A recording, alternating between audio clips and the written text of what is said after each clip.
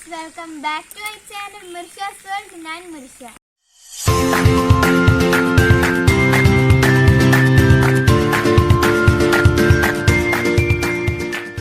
ഇന്നത്തെ വീഡിയോ ഒരു മക്കറോണി മസാലയാണ്. ആ വീഡിയോയിലോട്ട് പോകുന്നതിന് മുമ്പ് എല്ലാവരും എൻ്റെ ചാനൽ ഒന്ന് സബ്സ്ക്രൈബ് ചെയ്യുക, അതുപോലെ തന്നെ ലൈക്കും ചെയ്യുക. നമുക്ക് വീഡിയോയിലോട്ട് പോകാം. അത് ഞങ്ങൾക്ക് മക്രോണി തയ്യാറാക്കാൻ വേണ്ടി തുടങ്ങാം. അതിനായിട്ട് മക്രോണി ആദ്യം തന്നെ വേവിച്ചെടുക്കണം. അപ്പോൾ ഞങ്ങൾക്ക് മക്രോണി വേവിക്കാൻ വേണ്ടി വെള്ളം ഞാനിവിടെ വെച്ചിട്ടുണ്ട്. ഞാൻ വെള്ളം നല്ലപോലെ ഒന്ന് ചൂടാവട്ടെ. വെള്ളം ചൂടായിട്ടുണ്ട്. ഞാൻ കയ്യിലോട്ട് 1 കപ്പ് മക്രോണി ഇട്ട് കൊടുക്കും. ഞാൻ ഈ ഒരു കപ്പിൽ 1 കപ്പ് മക്രോണിയാണ് എടുത്തിട്ടുള്ളത്.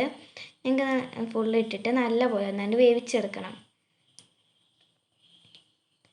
മക്രോണി ഇവിടെ വെന്തുകൊണ്ടിരിക്കുന്നുണ്ട്. അതിൻ്റെ ഇടയിൽ ഞാൻ 1 ടേബിൾ സ്പൂൺ ഓയിലും കൂടി ഒഴിച്ചു കൊടുക്കുന്നുണ്ട്. ഇത് എന്തിനാന്ന് വെച്ചാൽ മക്രോണി ഒന്നും ഒട്ടിപ്പിടിക്കാണ്ടിരിക്കാൻ കേട്ടോ. അല്ലെങ്കിൽ മക്രോണിയൊക്കെ ഒട്ടിപ്പിടിക്കും. ആയിട്ട് ഈ ഓയിൽ ഒഴിച്ചാൽ മക്രോണി ഒന്നും അങ്ങനെ ഒട്ടിപ്പിടിക്കില്ല. ഞാൻ മക്രോണിയൊക്കെ വേവിച്ചിട്ട് മാറ്റി വെച്ചിരുന്നാൽ ഞാൻ വീഡിയോ എടുക്കാൻ പറ്റിയില്ല. നമുക്ക് മസാല തയ്യാറാക്കണം. അതിനായിട്ട് ഞാൻ പാൻ ചൂടാക്കാൻ വേണ്ടി വെച്ചിട്ടുണ്ട്. പാൻ ചൂടായ അതിലോട്ട് ഞങ്ങൾക്ക് ഓയിൽ ഒഴിച്ചു കൊടുക്കാം. ഓയിൽ നല്ലപോലെ ഒന്ന് ചൂടായിട്ട് വേണം. ഇനി ഓയിൽ നല്ലപോലെ ചൂടായി നമുക്ക് അതിലോട്ട് ഇഞ്ചിയും വെളുത്തുള്ളിയാണിത്. ഞാനത് ചെറുതായി അരിഞ്ഞിട്ടാണ് ഇട്ട് കൊടുത്തത്. നിങ്ങൾക്ക് വേണമെങ്കിൽ പേസ്റ്റ് പോലെ ഇടാം. ഞാൻ ഇഞ്ചിയും വെളുത്തുള്ളി നല്ലപോലെ ആയതിനു ശേഷം അതിലോട്ട് ഒരു 2 സവാള അരിഞ്ഞതാണിത്. അതും കൂടി ചേർത്തിട്ട് നല്ലപോലെ സവാള ഒന്നും വഴറ്റി കൊടുക്കാം. സവാള നല്ലപോലെ ഒന്ന് വഴറ്റണം. ഇനി വേഗം വഴഞ്ഞ് വരാൻ വേണ്ടിയിട്ട് ഞാൻ കയ്യിലോട്ട് ഒരു 2 ടേബിൾ സ്പൂൺ ഉപ്പും കൂടി ഇട്ട് കൊടുക്കുക. ഞാനിപ്പോൾ ഉപ്പ് ഇട്ട് കൊടുക്കണം, അതാ ഇട്ട് കൊടുക്കണുള്ളൂ. ഇനി ഇടണില്ല.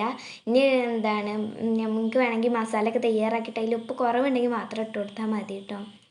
നല്ലപോലെ വഴറ്റി വന്നിട്ടുണ്ട്. ഞാൻ കയ്യിലോട്ട് ഒരു തക്കാളിയുടെ മുറിയാണ്, ഒരു തക്കാളിയുടെ പകുതി ഞാൻ എടുത്തിട്ടുള്ളൂ.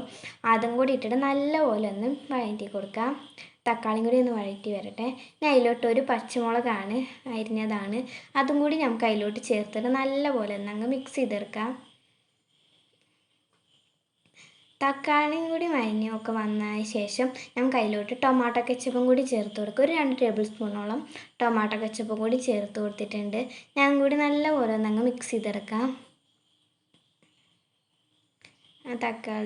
തക്കാളിയൊക്കെ നല്ലപോലെ ഒന്ന് വഴഞ്ഞ് വരട്ടെ.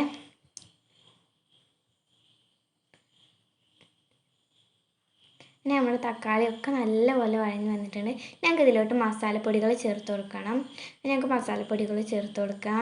അതിനായിട്ട് ഞാനിവിടെ ഒരു 1/2 ടേബിൾ സ്പൂൺ ഗരം മസാല, പിന്നെ ഒരു 1.5 ടേബിൾ സ്പൂൺ മഞ്ഞൾപ്പൊടി, പിന്നെ ഒരു 2 ടേബിൾ സ്പൂൺ മുളക് പൊടിയും കൂടി, സാധാ മുളക് പൊടിയാണ് ഞാൻ എടുത്തിട്ടുള്ളത്. ഞാൻ സാധാ മുളക് പൊടിയാണ് 2 ടേബിൾ സ്പൂൺ ഇട്ട്. എൻ്റെ മുളക് പൊടി നല്ല എരിയുള്ളതാണ്, അതുകൊണ്ടാണ് ഞാൻ 2 ടേബിൾ സ്പൂൺ ചേർത്ത് കൊടുക്കുന്നത്. ഇനി നമുക്ക് നല്ലപോലെ ഒന്ന് വഴറ്റി കൊടുക്കാം.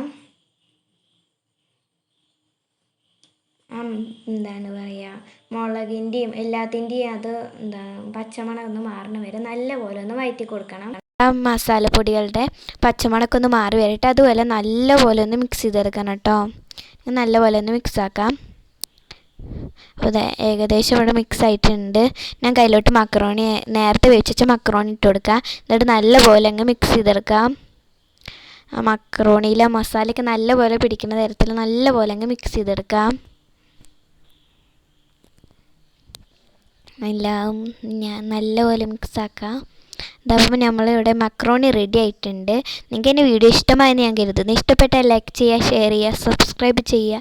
സബ്സ്ക്രൈബ് ചെയ്യുമ്പോൾ ബെല്ലൈക്കൺ എനേബിൾ ചെയ്യണം. അപ്പോൾ നെക്സ്റ്റ് വീഡിയോയിൽ കാണാം. Bye. Thanks for watching. By.